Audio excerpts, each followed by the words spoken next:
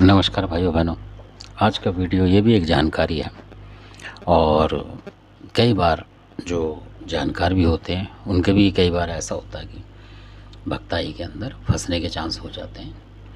तो ये वीडियो इसी तरीके का वीडियो है कि किस तरीके से जो देवी देवताओं के ताकतवर होने से आदमी बचाव ले लेता है, ये वो वीडियो है। और आशा करता हूँ आपको ये जानकारी बहुत अच्छी लगेगी और समझ में आएगी।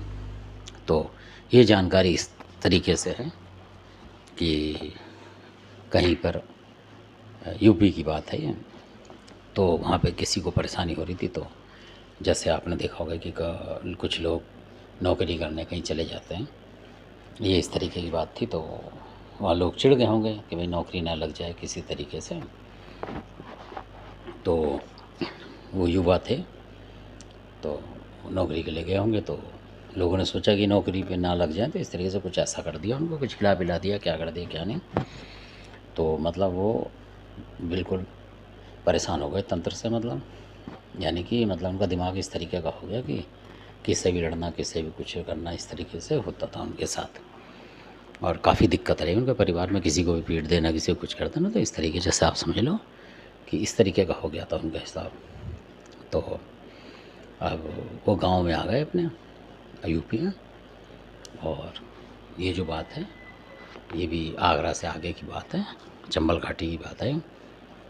तो वहाँ भी काफ़ी भगत होते हैं और करते हैं, पर उनका कुछ ऐसा हो नहीं पाया। कहने का ठीक करने के लिए काफ़ी उन्होंने बहुत ट्राई करी थी काफ़ी। तो कई बार ऐसा मामला हो जाता है कि नहीं आता समझ में, या लोग जा नहीं पाते उस तरीके के भगत के पास। ऐसा भी होता है कई बार, किस्मत की बात होती है, ये भी मानना पड़ेगा आपको। तो इसी तरीके की घटना थी वहाँ। तो किसी ने बताया तो लोग पहुँचे वहाँ, जो ठीक करने वाले थे, जानकार थे, थोड़ा बहुत घरेलू थे वो भी। तो वो 3-4 लोग करीब पहुँचे वहाँ, जो कि एक दूसरे के गुरु भाई और गुरु जैसे होते हैं, और चेले उस तरीके के थे। 3-4 जो आपस में ही होते हैं, कुनबे के ही। तो इस तरीके थे वो, पहुँच गए।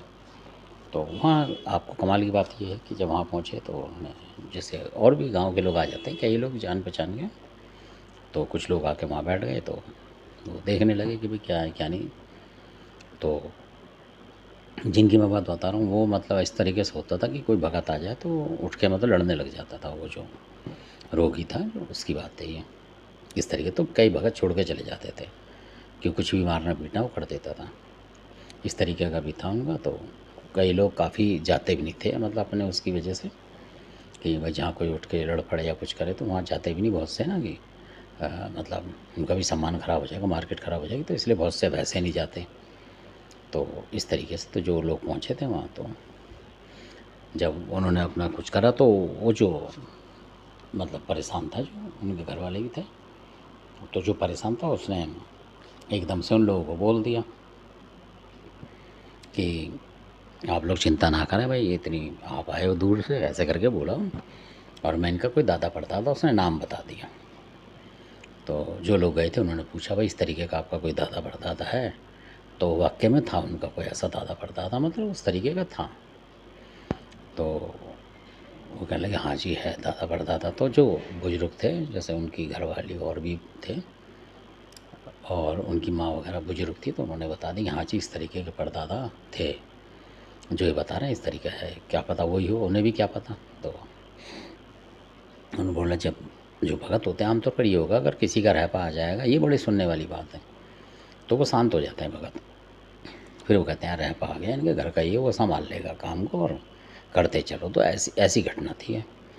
तो उसने बोल दिया रहमान ने कि भाई आपको कोई टेंशन लेने की ज़रूरत नहीं, मैं आ नहीं पा रहा था किसी वजह से, आप लोग आए हो तो रास्ता खुल गया, मैं आ गया हूँ, ऐसे उसने बोला।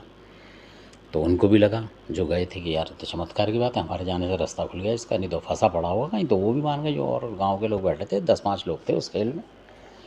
तो चंबल घाटी की बात है ये। और उस तरीके का था, ज़मीन में बैठे हुए थे, जैसे कच्ची ज़मीन होती है गाँव में, तो उस तरीके का गाँव था वो। और भीड़ में तो उन्होंने बोला, तो सब ने बोला कि ठीक है जी आप कर दो जैसा कुछ करना। भाई जो भगत थे वो भी अपनी, ऐसा होता है कि भाई कर दे, जब दादा परदादा आ गए तो अपने आप को बता देगा, जो भी उपाय ये लोग कर लेंगे, ऐसे ही होता है घर वाले। तो इन्होंने बोले जी उपाय बता दो। कहने लगा ठीक है। तो जिसके अंदर मतलब वो आ रहा था, जो रोगी था वही कहने लगा।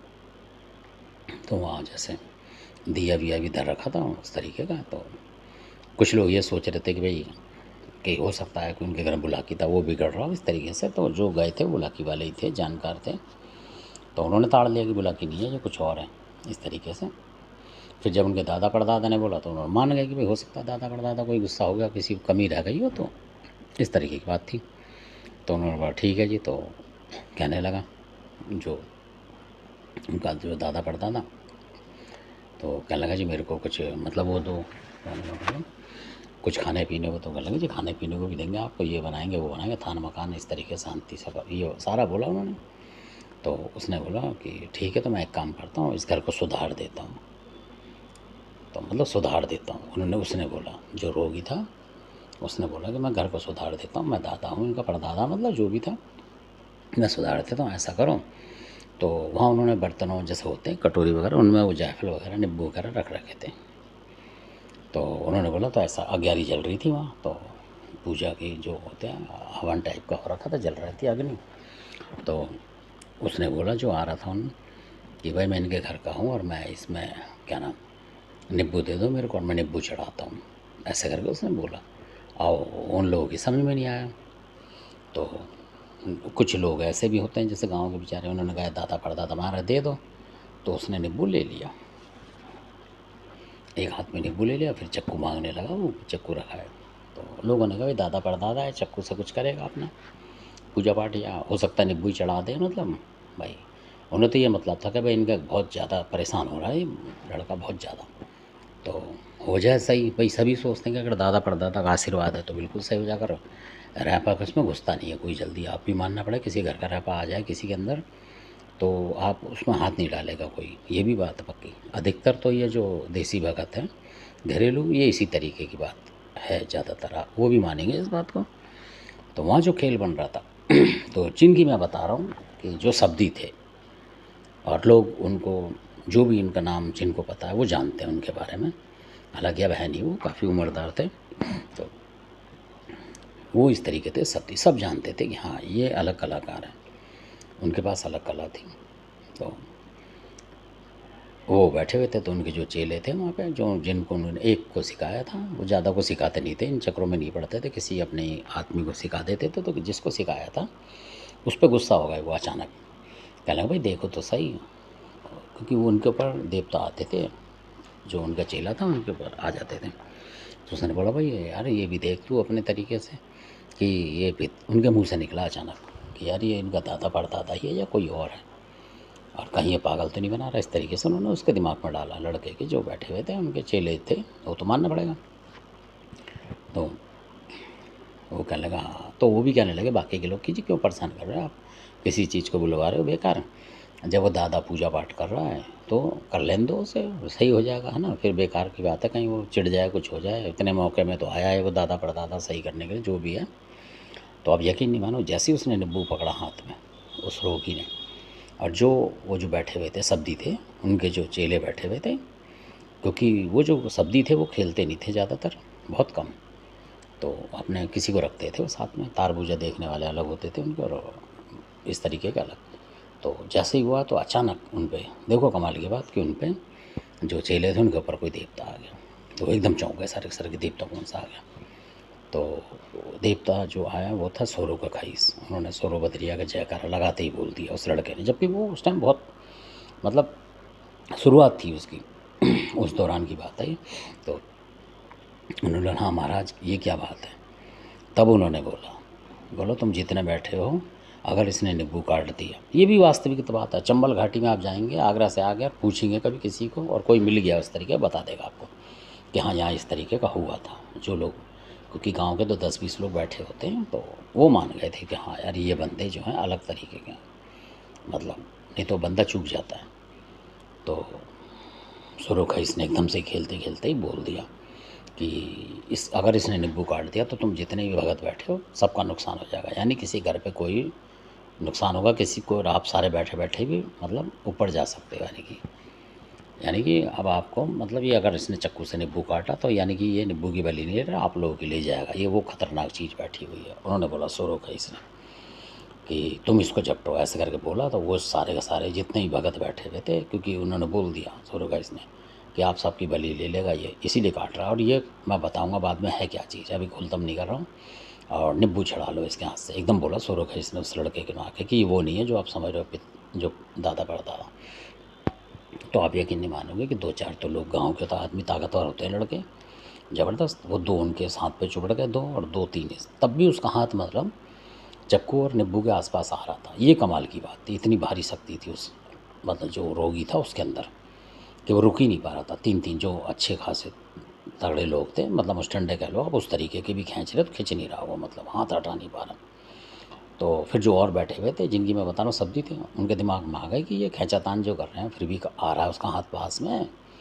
तो उन्होंने क्या करा कि उसके हाथ से नींबू ही छीन के फेंक दिया, और दूसरे हाथ से चक्कू था। लोगों को जब देखा उन्होंने कि नींबू इन्होंने फेंक दिया, तो किसी ने चक्कू पे चुपड़ गए कुछ, कि चक्कू ही छीना, और उंगलियों में से निकल जाता ना मुड़ के, तो उन्होंने खींच लिया उंगलियों में से चक्कू, कि ना रहेगा चक्कू ना कुछ। और इतनी देर में जो लड़का था सोरो का खई जिस पे आ रहा था, जैसे ही उन्होंने चक्कू खींच के फेंका, और सोरो का खई से ने जिस लड़के में आ रहा था, उन्होंने सीधा का सीधा सोरो खई ने उस पर वार कर दिया, मतलब झपट्टा मार दिया उसमें, और उठा के ले गया। मतलब उसमें से लड़का उसी टाइम शांत होकर बैठ गया, मतलब शांत हो गया, गिर गया, मतलब शांत हो गया। और सोरोखईस ने वो चीज़ पकड़ ली, और फिर उन्हें बताया कि ये इस तरीके की चीज़ है, और मतलब बहुत ख़तरनाक चीज़ थी, कि उसकी फिर बाद में गणत वगैरह करी थी कि तब ये रुकेगी। तो इस तरीके से हुआ था वो, इस तरीके की मतलब थी।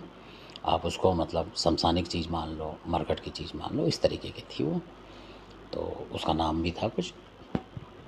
तो ये सारी बातें वीडियो बताने की नहीं होती हैं, क्योंकि वो मारने के लिए ही चलती है चीज़ जो थी। वो इस तरीके का देवता था, कुछ भी रूप धारण कर रहा था। और कुछ साल बताते हैं लोग, कोई और भगत आए थे उनके सामने बुलाकी बन के बैठ जाता, तो वो बुलाकी की पूजा करा जाते थे। तो आप लोग तो बुलाकी के जानकार हो, मतलब ज़्यादा पैटर्न पहचानते हो, तो इसलिए आज उसने दादा परदादा का रूप धारण करके बैठ गया कि आप पहचानोगे नहीं दादा परदादा का, आप हाथ भी नहीं डालोगे। पर उन्होंने बोला कि आप लोगों ने फिर भी जो सोरोखाई साहब बाबा उन्होंने मार दिया, ये कमाल की बात है। फिर वो लड़का काफ़ी साल तक मतलब ठीक रहा भगवान की दया से, फिर उसको कुछ हुआ नहीं उस तरीके से। जैसा मार धाड़ करता था, कुछ भी करता था, गांव तक में मार धाड़ करता था किससे भी, तो फिर वो सही रहा, शांत रहा, और इज्जत से रहा, नमस्ते करता सबको, मतलब जैसे पहले नहीं करता था कुछ भी, फिर वो आराम से रहा, बहुत ही शांत, राम सीता करता रहता था फिर वो इस तरीके से। मतलब तो ऐसा भी होता है कई बार।